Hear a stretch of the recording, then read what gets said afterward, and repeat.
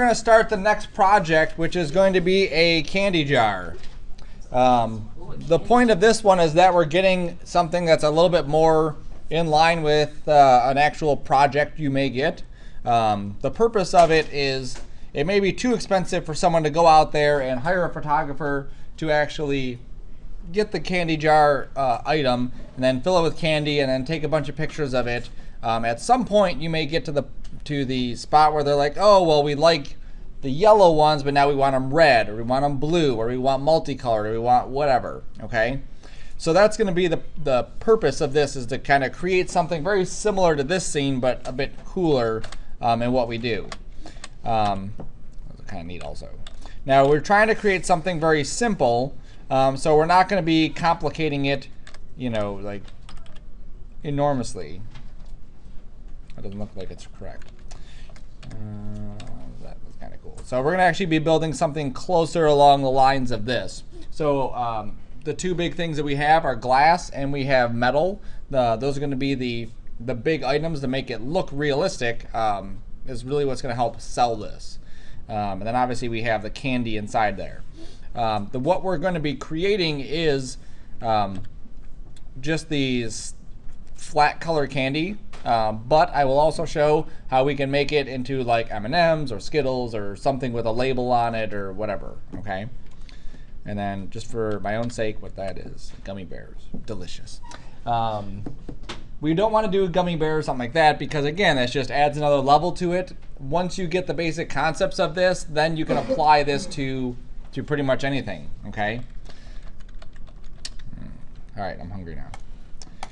All right, so new stuff that we're going to learn. Before we went through, created something in Illustrator, made that into paths, brought that into Maya, created bevels. We created a little sloped background. We added some lights, added some textures, animated some stuff. We played with deformers, played with some of the other tools to get things to animate, and then we rendered our stuff out, okay? Remember, that's due Monday. For this one, we're going to be creating it a little bit different. I'm going to show you a couple different ways that we can actually build stuff inside of Maya. One of the ways is probably something along the same lines of what we just did, which is using curves. So inside Maya, we have curve tools, and you'll see there's 6 of there. 1, 2, 3, 4, 5, 6. Yes, 6 different curve tools. CV, EP, Bezier pencil, 3-point, and 2-point. Basically, personally I use just the top one, just the CV curve tool, and I'm plenty happy using just the CV curve tool.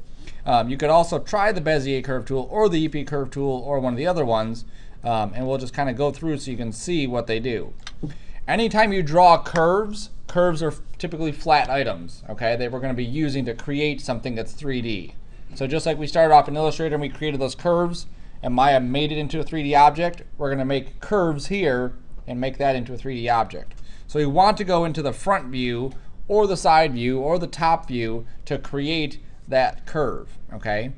So I'm going to go into my curve tools, and don't forget, we can pull menus off. So if we want to play with a menu, we can just click on this top tab and just kind of set that off to the side so that we can use it without having to go up to all those menus. All right, so here's the CV curve tool. So what we do is we just click, okay? Now, right now there's no curve that's happened. I've clicked 3 points. There's no curve that's been built yet. It's not until I click the 4th point that we actually get a curve, okay? And what this is doing is it's taking these points here, and you can call it averaging it out or however you want to in your mind lay it out, but it's just trying to create a nice smooth version between those 4 points, okay? So that's what it does. So it needs at least 4 points in order for that to start to create a curve. But after that, then we just start creating it. Now this is new to a lot of people because you're not used to this. In Illustrator, in Photoshop, and InDesign, if you draw a shape, we have handlebars, and we can squeeze handlebars closer together. We can click the little option, click the button, and it sharpens it into a point, or option drag, and we get a nice rounded line. So with this one, you don't get that. With this one, we're basically clicking points, and that's what's going to create the curve. So if we want something that's very detailed, we have to add a lot of points here. Okay, so if I want something very intricate, I have to add a lot of different points. You see how many points I have to add here. If this was a Bezier, obviously we can get away with a lot less points because Beziers have handlebars, okay? Now, if I wanted something like this to create a corner, what I would do is I would zoom in super close to it, and I would stack points not on top of each other, but just very close. Okay? And now it looks like I have a corner there. Now in Maya, we typically don't want to have a sharp 90-degree corner because when it converts that into an actual shape, that's going to look funny, okay? And also it may just not calculate. Also, in the real world, nothing typically has a sharp corner. Usually stuff has a little bit, a very, very subtle rounding that's going to happen right at the edge. All right, so for something like that, this is perfect because we have a little, tiny little curve happening right there. All right, so there would be my curve. I'm going to go to the EP curve tool next. And with this one, I click 2 points and I get a curve. All right. And if I click a third point, you can see what this one's doing, and a fourth point, and a fifth point. And you can see that as I click and drag this, that it's moving more than just the previous points, the previous curve. It's actually manipulating further back. Okay? So this is just a different way to create a similar curve. Some people really like to use EP curves. Some people really like to use CV curves. It's all in kind of just how in your brain how you are comfortable using. And then of course Bezier curves, which is what you're comfortable with from Illustrator and Photoshop. Okay, so I've created this. Then I can go to my there we go, Bezier curve tool. There we go. I click and drag and I can pull my handlebars out, and then I could manipulate the handlebars inside here to create different shapes. Okay. Again, I typically don't like to use the Bezier curve, so I don't typically know exactly how it works, but who cares? Just use CV curve for most of your stuff anyway. Then here's the pencil curve. You literally just draw it. Now you lose a lot of control by doing something like this because you're relying on your own pen or your own mouse to create all this stuff. And just like a Bezier curve in Photoshop or Illustrator, you don't want to have 1,000,000 points. Here, in order to create that shape, we have 1,000,000 points, okay? So we just have to be a little bit weary of that kind of tool. And then the arc tool, there's very few times I would actually use something like this, but you can see we definitely have the ability to create a nice smooth arc, okay? Now the result for all of these is the same thing, a curve, okay? So it doesn't matter how we get a curve, we just need a curve to happen. And you typically want to have as few divisions as possible because, just like we talked about before, if we have too many, it's hard to deform certain things. So I like to use, like I said, the CV curve tool. So I'm going to jump over to, I closed it, Firefox.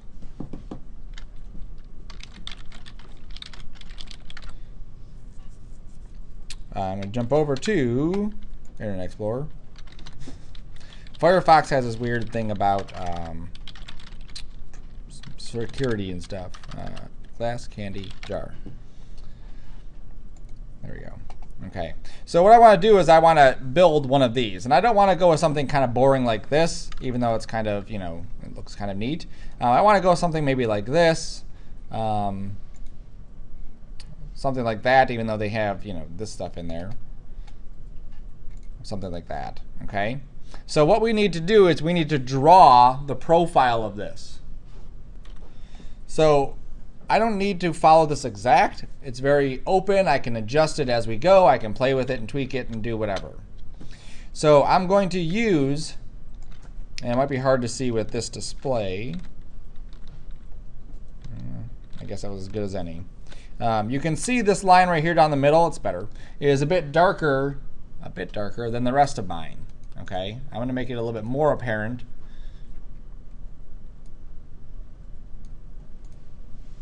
Oops, wrong one.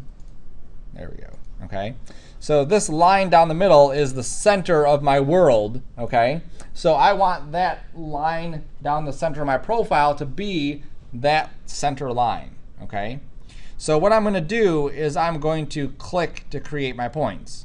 So I'm going to make a really rough one that's horrible, and then I'll make a nicer one, and then I'll make a nicer one, okay? So my first one, just kind of going off of what that is, I'm just going to create something like this. That fits some candy in there. Here's the leg of it. There we go. Okay. So if I hide my grid so you can see what it looks like, that's what my shape looks like. Okay. So it looks similar, not exactly like, similar to the other one. So in order to take this curve now and create it into a surface, I'm going to go into the modeling menu, and under surfaces, there's several tools up here. See under create that I could use to create this.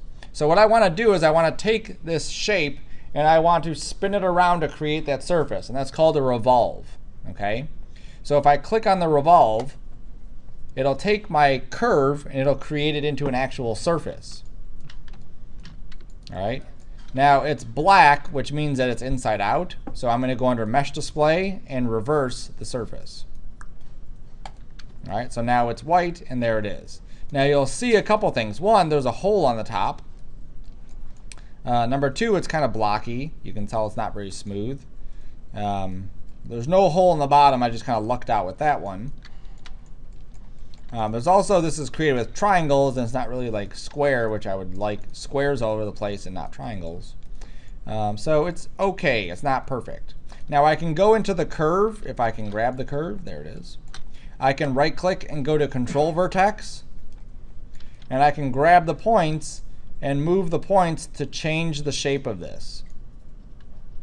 Okay, so if I'm trying to create something that is a different shape, I can just go in here and start to tweak it until I get the shape that I'm after. Okay, you have to consider stuff like openings and closings and seams and all this other stuff when you create this. So if I want this to be more like a glass, like a wine glass or something, you can see how I can just create this opening inside here to create that kind of wine glass look. Now if this is a sealed candy jar and I want this to be closed, this point here needs to be all the way at the center. Okay.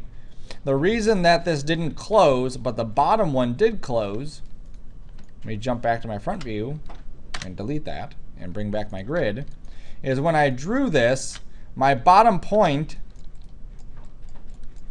you can see that it went past this grid point. Okay. Now we don't want it to go past it. We want it to be like exactly on it. This one up here was way past it. It was way off to the side, so it can't even get close to it. So when it spins it around, there's just going to be an opening there until I grab this point, and that point comes right in line with that. Okay.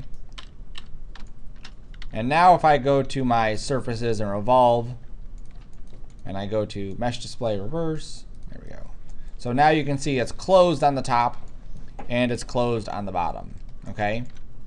So what it's doing is it takes this curve and it spins it around. Wherever its pivot is, wherever the rotation point is, it spins that around to create that surface. Okay. So if my object is way over here and the pivot is way over here, and I went to surfaces and revolve,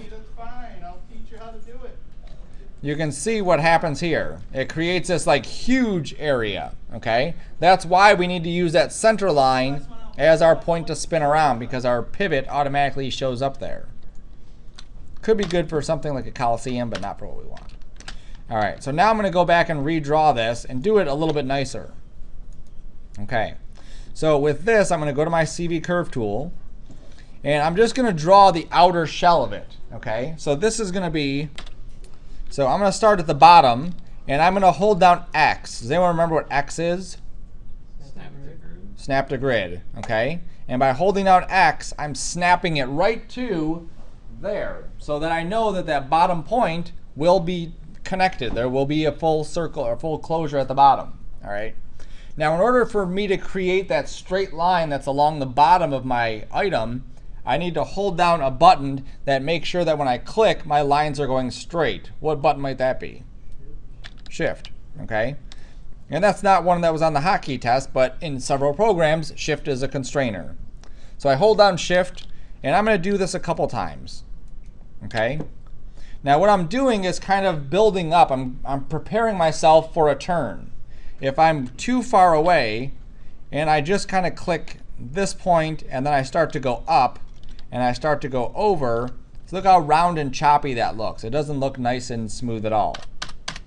So I'm going to hold shift, I'm going to click a couple points, and when I get to the edge, I have a very sharp turn there, I'm going to cluster 3 points. So 1 point, shift click another point there, shift click another point up, and you can see how tight this little corner is going to be. And I can obviously make that tighter too if I need to. Then I'm going to come over a little bit. I'm actually going to scoot this over like that. And then come over a little bit like this. And then I'm going to go up at an angle. Now again, I have a tight corner right there that I want to go up. So I'm just going to start to cluster some points.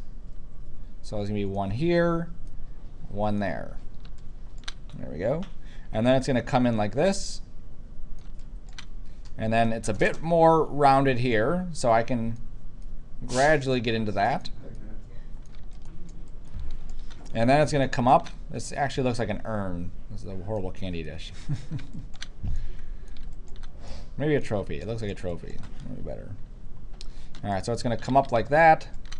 And then it's going to start to round in like this. Okay, so about here is going to be where the seam is at. So I hit enter. I'm going to turn my grid off for a minute just so I can get a look at this and see if I'm liking the way this is looking. I think I went too far maybe out. I need to go more up. So I'm going to right click and go to control vertex. I'm going to grab these points and just pull them straight up. And I'm just going to modify this shape a little bit. Okay. If you start using control vertex curves, you really get accustomed to playing with how they work. There, that looks pretty good there. Okay. So now I can jump back to perspective. I can go to surfaces. I can go to revolve. And this time I'm going to go to the option box and look at the options that are in here. Now the default options are this. So it says the preset for the axis is Y. All right. So that's Y. It's spinning around this direction to create it.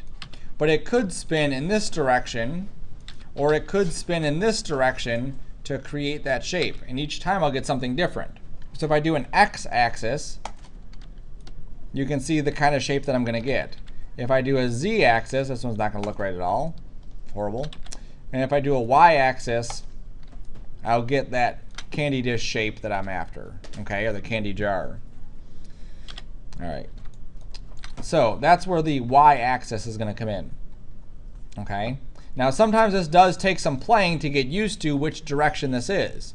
I knew where it was supposed to be because I drew it in the front view. I knew that Y would have been the correct one. If I drew it in the top view or the bottom view or differently, then it would have showed up different, okay?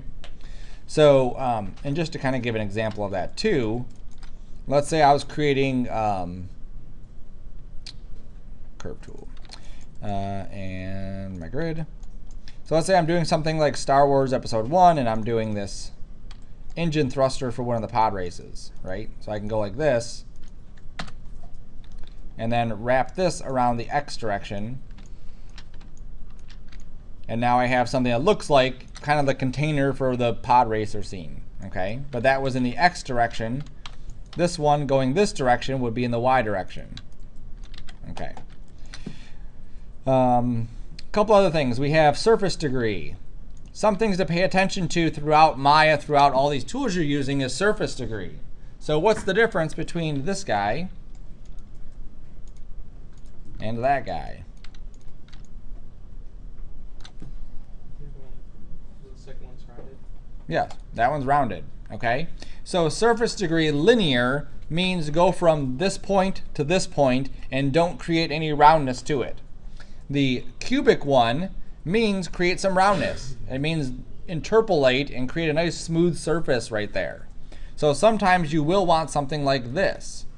Sometimes you will want something like that. So it's important to know what options are available so you can get those things, okay? The start sweep and end sweep. So if I take my sweep down, I'll take this one up, I'll take this one down, I'll hit apply. Oops. I gotta grab my curve, hit apply. That's what that does, okay? So what it's doing is it's actually taking that surface and instead of creating it all the way around, it's only doing a portion of it. It's starting at that one point and going 135 degrees up to create it, Okay, so typically 0 to 360 is a good number to keep that at. Oops, and cue it. All right. This other one I'm going to jump down to because this is a fun one. I'm going to go to curve range and hit partial. And this one, you don't see any difference, but there's a difference over here in the channel box. Okay, I get this subcurve, and the subcurve allows me to do this.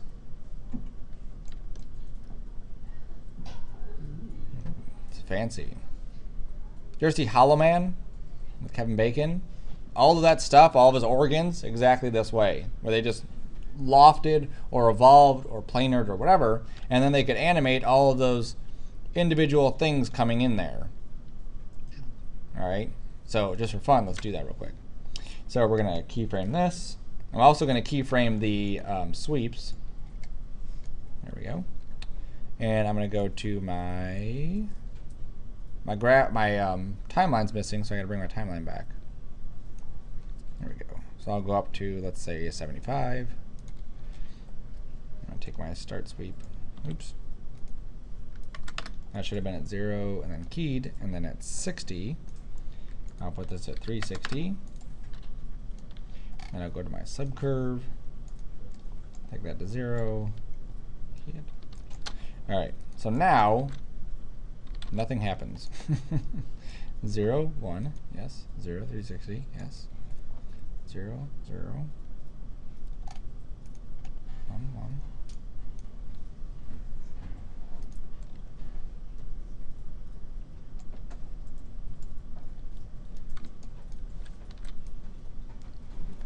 There it goes. Okay, so you can see how I can grow that. So again, we're getting into the area where it's not just modeling now, we're actually using this as a way to animate an object. And then if we went into, this is obviously getting far away from everything we were supposed to be doing, but we're just having fun. If I go to my deformers, and I go to my nonlinear, and I go to my sine wave,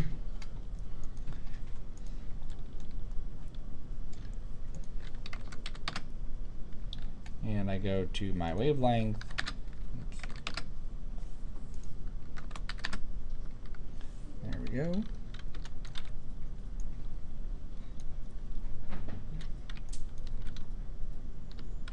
Come on. And this has got to be a Maya 2016 issue where it just doesn't want to update my stuff until I tell it to update that, and then it works fine. Alright, so I'm going to take this guy, and I'm just going to animate him.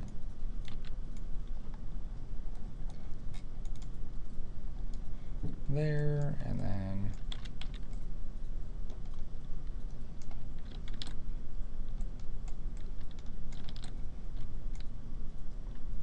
alright, so now they're just kind of wiggly now.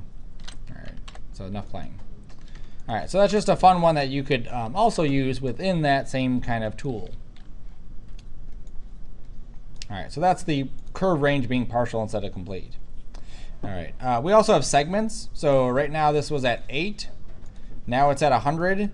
And you can see the difference there pretty obviously. At 8, we only have 8 divisions here going around, okay? Just like we talked about before, we don't want to have too many divisions because it's just going to slow things down. Too few divisions, and it might start to look chunky. Okay, you can see how chunky this is looking. It doesn't look nice and round. All right, so we always want to find that nice hot spot of where it looks good and we don't have too many divisions. And then the final piece in here is going to be the kind of surface we get out of this. So far we've dealt with polygons, and that's pretty much for all the class what we're going to be using is polygons. So I want to stick to polygons here, and I want to set some things up on this. Okay, by default this is the polygon conversion, and it looks horrible. We can't really use this for modifying stuff. So I'm going to take this and make it quads. That's number 1 that I want to do. Okay, and you can see that with this I get a nice squared surfaces, and these will render it's going to render pretty much the same, but we can do more with this if we needed to tweak anything. If I needed to put in let's say a division right here, I can quickly put in a division there. And then I could tweak it and kind of pull this in and then pull this down. With the triangle one, we don't have that same ease of tweaking that we would on this. Okay. Now, one of the things I don't like about this is how these come to a halt. See how it comes in here and just stops? That's bad. And then there was another spot that I saw right there. It also does it. Okay. So another option I can choose is the kind of tessellation. Okay. Now that word tessellation just means that when it creates the surface initially, it's a NURBS. It looks like this. And then it converts a NURBS surface into a polygon surface. Okay. So I go to polygon, and that's what it's doing. It's saying, how are you converting it? I want quads, and then I'm going to do general here. And I'm going to change these numbers to per span and per span, and I'll get this nice surface, pretty evenly spaced. All of my quads will go to another area. There's no openings here.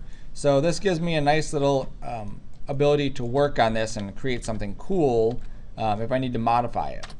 Now, if you don't change this and you leave these as it is, you'll see the kind of surface you're going to get. Okay? At this point, when you see something like that happen, you want to make sure you undo it, figure out what you've done wrong, and then redo it. Okay? So our options for this revolve: Y direction, that's default. Object is default. Cubic is default. All we did was come down and change this to polygon, quads, general, per span, and per span. See where it says per span, per span. Okay? And that creates this kind of surface. So that's one way to create this surface. The other way is just starting off with an actual polygon, cube or sphere, or not a sphere, but a cube or a cylinder. And from here, we can start to tweak this. And this is called sculpt modeling.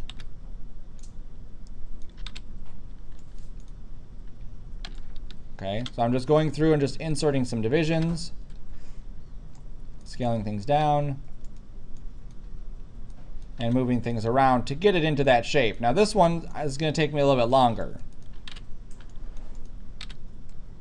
Okay, because I'm dealing with very few divisions at a time.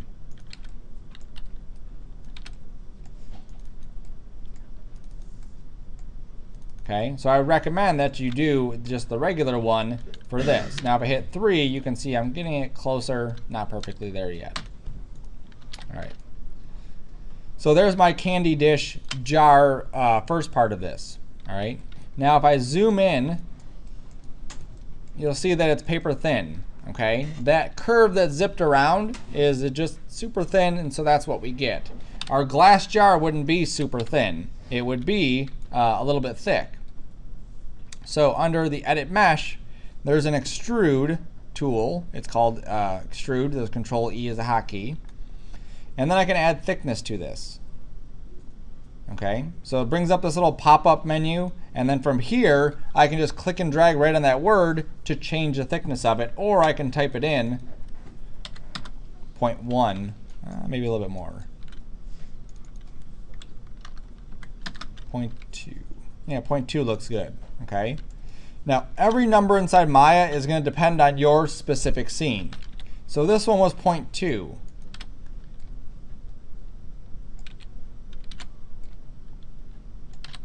All right, so I took this one now, and I'm just going to revolve it. There it is. I'm going to go back to the extrude under Edit Mesh. And I'm going to type in 0.2 again. And you can see that this one definitely looks a bit thicker than the other one did. Okay, because on this one, it's much smaller.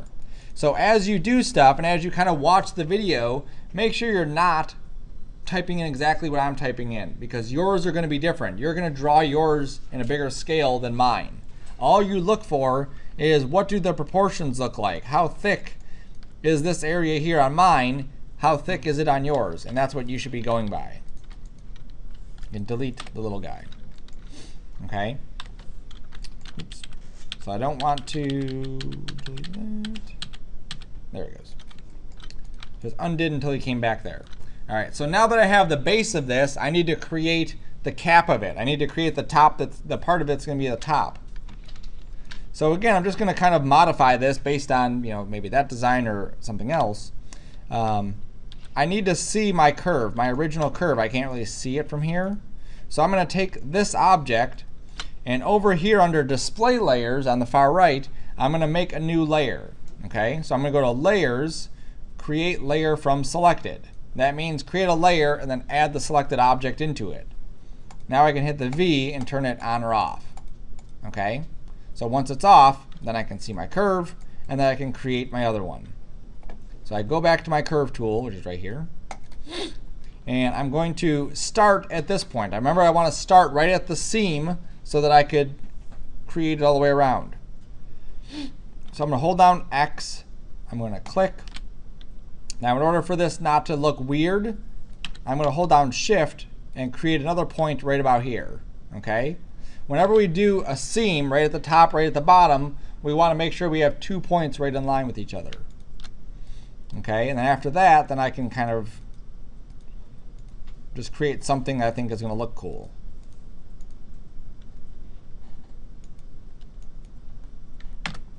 All right, so maybe something like that. I'm going to go through the points and tweak the points a little bit. Let's pull this one in.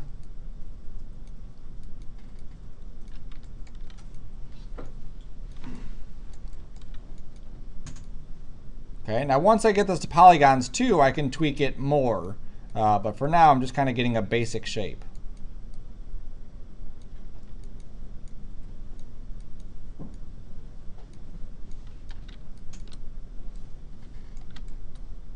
All right, that should be good enough for now. I think I want to take this and just scoot it over a little bit. All right, let's try that. Okay, so now it's the same process still. Surfaces revolve. All my options here are the same. Y, 0 to 360, polygons, quads, general, per span, revolve. Okay, it's inside out, so I'm going to go to my mesh display and say reverse. There it is. I'm going to turn my layer 1 back on. And then I can see how these two things are fitting together. So it doesn't look too bad. I think that the little knob on top might be a little bit too small, so maybe making it a little bit bigger. So I jump back to my front view. I grab my curve. I go to Control Vertex. And I'm just going to make this a bit taller. Grab these points, pull it out a bit more.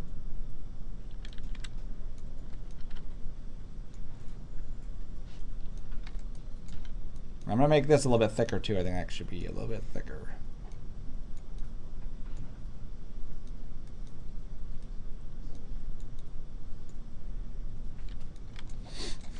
There we go.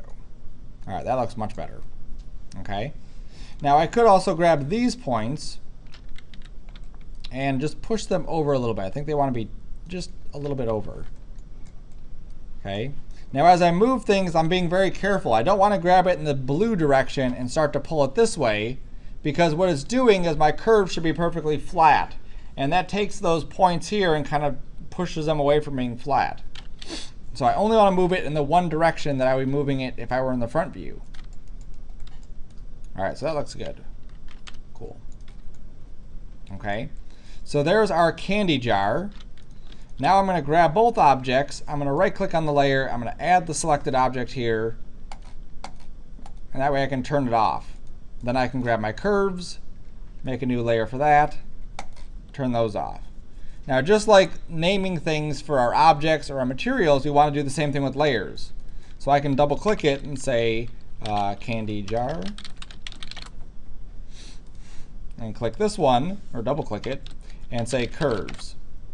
As long as those curves are there, we can go back and adjust all of those things. So if I decided I needed a bigger jar or a smaller jar, I can do that just by editing those curves. Okay, now I could still grab these and scale them, and that works fine too, but sometimes it's nice to have those curves there. All right, so I'm going to do a couple things on this lid. What I would like to have is maybe just a little groove going around the lid. So I'm going to go to Faces, And I'm going to click on one of the faces here, and then I'm going to shift double click one that goes in the same kind of around fashion. Okay, and that loops it all the way around. So I click on one face, hold down shift, double click the face next to it.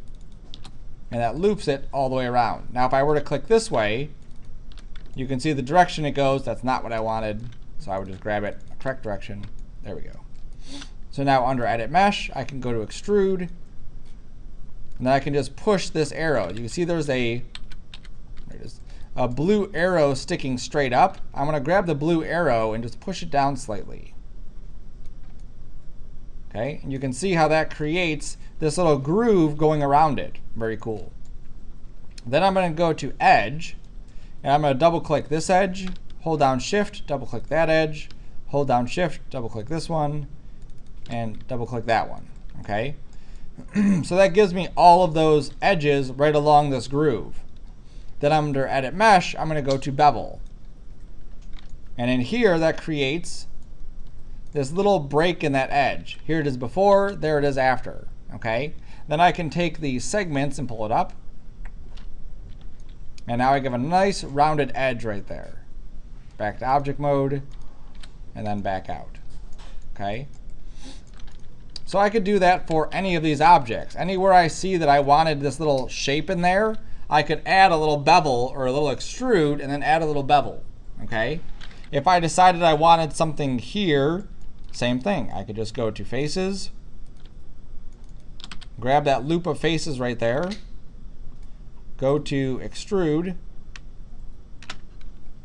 grab the blue arrow and pull it out or pull it in.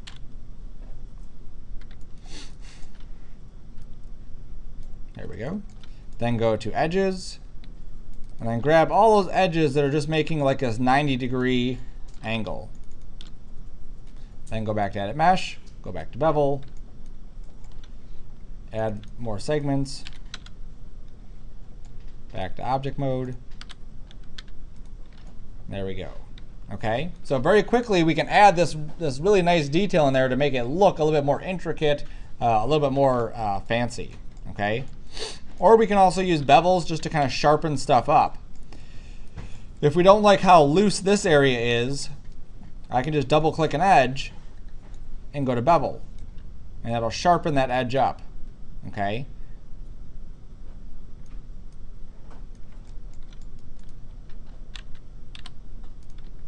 So now you can see that edge looks a little bit sharper now because we added that bevel right into it.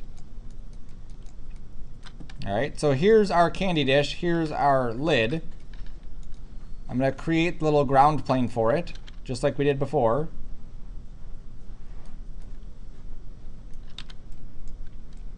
Okay, so we have 3 divisions going this way, 3 divisions going that way. I'm going to grab the edge right here and here and here and pull it up. I'm going to grab this edge, pull it forward. I'm going to hit 3, and that probably means I need to scoot this back. There we go. Okay. So at this point, I'm just going to do my lights real quick. And this could be at any stage. At any point, you can do your lights for your objects or your whatevers. And actually, I'm going to save before I do anything else. So I'm going to go to my project window. Should have done this at the first part. Make a new project. Sarcona, candy dish, or jar.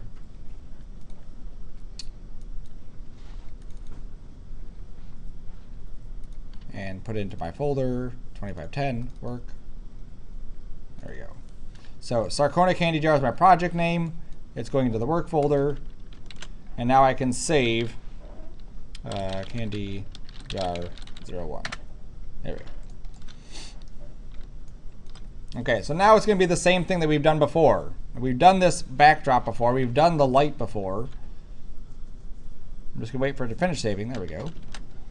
And I'm just going to reset this stuff up. So we know that we have decay rate at quadratic. The intensity is going to be up pretty high. Under mental ray, we're going to use the light shape, and we're going to make it visible and set the samples to 1.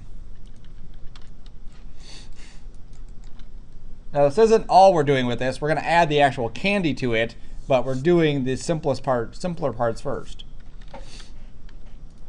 Okay, so light's too dim, so I'll crank this up, maybe 6,000.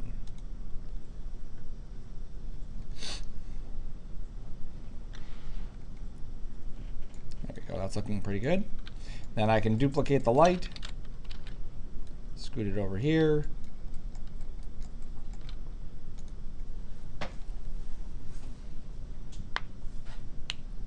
There we go. So now we have some nice lighting. It's going to be adjusted. It's just some basic lighting just to help us kind of visualize the rest of this.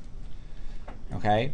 So now I want to take this and I want to make this into glass, and I want this to be in metal. Okay. So I'm going to grab this and go to my assign new materials. In the past assignment, we used the Mia material X passes. For this one, we're going to use a Mila. It's this one down here with the multicolors, okay? And this is a newer shader, but you'll see the ease of it, okay? The Mia had 55 sliders in there. The Mila has a color and a slider. That's all it has right now. So I can say I want this to be blue glass. And then if I were to render it, I would get blue solid object. Okay, so there's no blue glass here, it's just blue. All right, so what I can do is, there's my glass. Under this base component, it's set to diffuse, which is just color. Okay, that's all we're getting is color. But I want this to be a transmissive object, meaning that light can go through it. And it's going to be clear, so there we go. So now I hit render.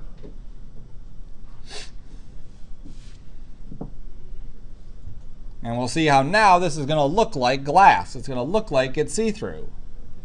It's not perfect yet. It will be later on. Right now we're just kind of, like I said before, kind of setting some stuff up. Okay?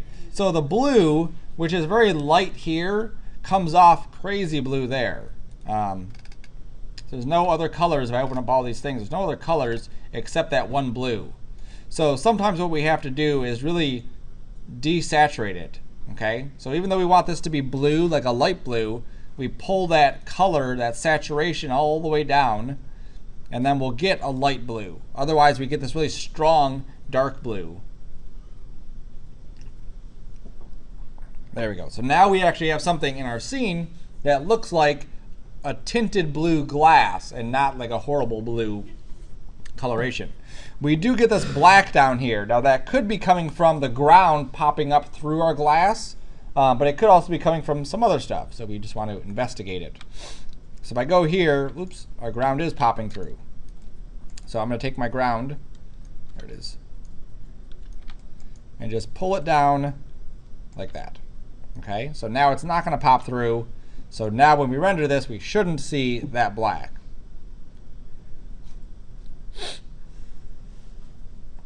Excellent. Now it does look like it's floating, so I do have to play this balancing game of getting it right on line with where that's at.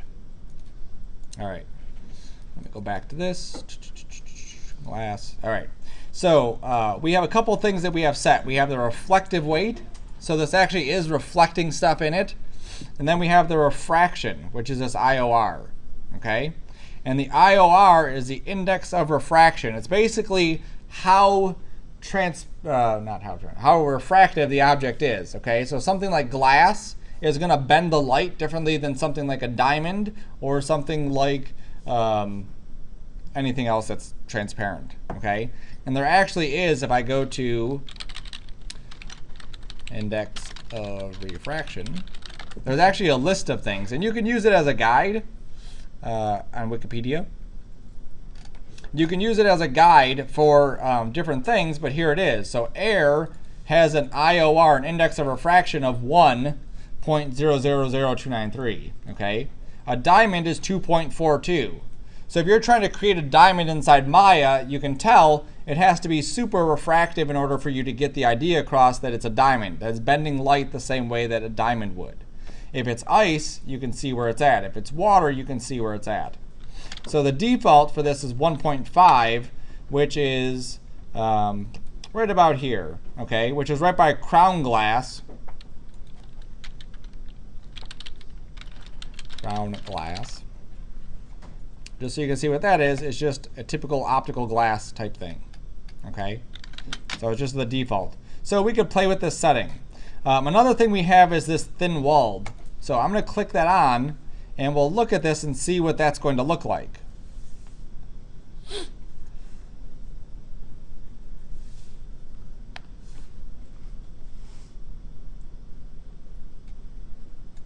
Okay, now let's go back and forth. And you'll see that the thin walled is actually going to try to read the thickness that we gave it and give it a little bit more of a realistic look to it, okay? In this case, we're not seeing a huge difference. In some cases, on some models, you will definitely see a bigger change with that, all right? So for right now, I'm just going to leave it on, and then we'll adjust things as we go. So I'm going to go up here now to this and assign a new material. And we're going to use, again, a Mila. And this will be chrome. And the color, like we talked about before, would be black. There's no color for chrome. But I do need, under the diffuse, or under the base components, this should be a reflective object. Okay, so I turn reflectivity on. We go back and we render this.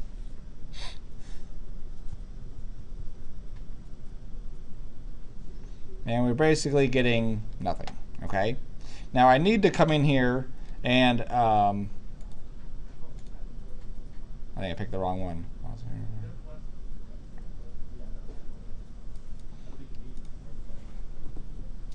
Come on.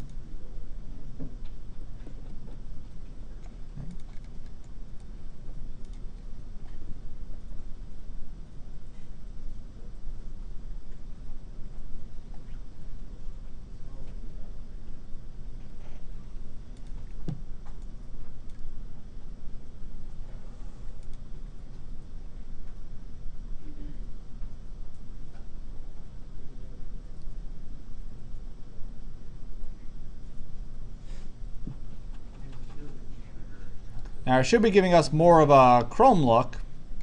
I might have something else set that's not reading correctly. But the other thing we can do, this is taking way too long on that. Delete that. Glossy roughness, 0, 0, 1. Okay, I did give it color. It did need that color component in this one.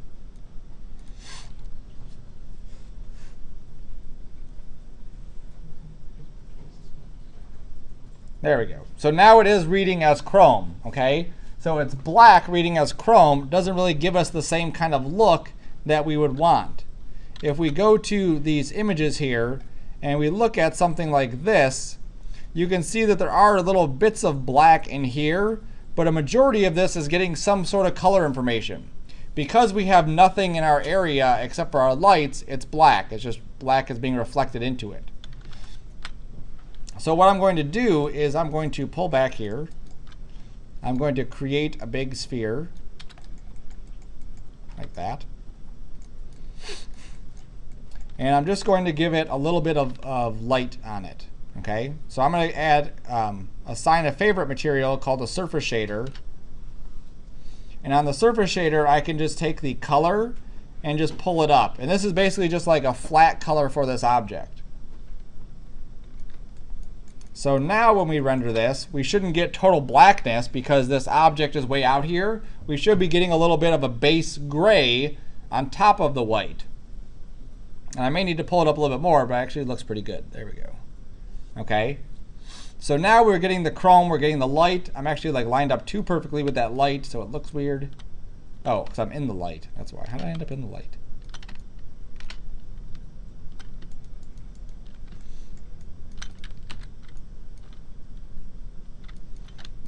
Your lights can actually be cameras. You can actually, it sounds weird, but you can actually look through your light to help set it up.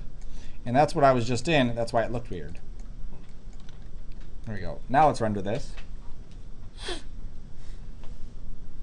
And now we should get something that looks more reflective, like chrome, in our glass. There we go. Good.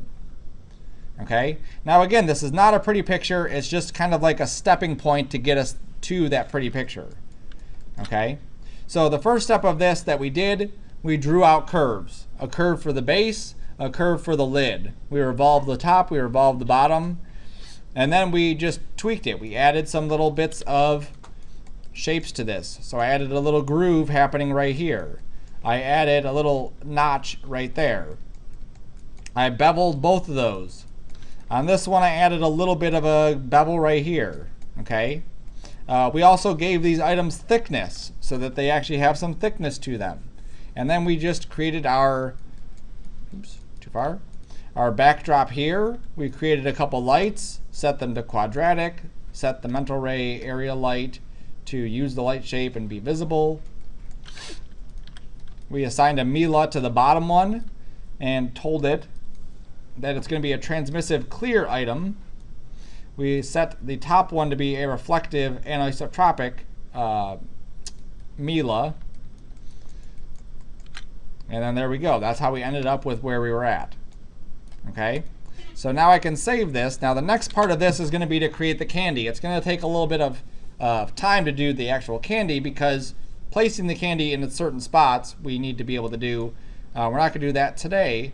But just so you can see, if we have one piece of candy here, we don't want to just duplicate this and have to line up this piece of candy here and then line up that piece of candy there and then line up the next piece of candy here and do that for 1,000 pieces of candy. That'd drive you crazy. Oops.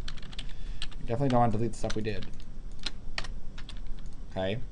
So the last step I'm going to do before I leave is I'm going to delete my history on my objects because I don't need it anymore. Edit, delete by type history. Okay, and what that does is my curves are no longer going to affect my geometry.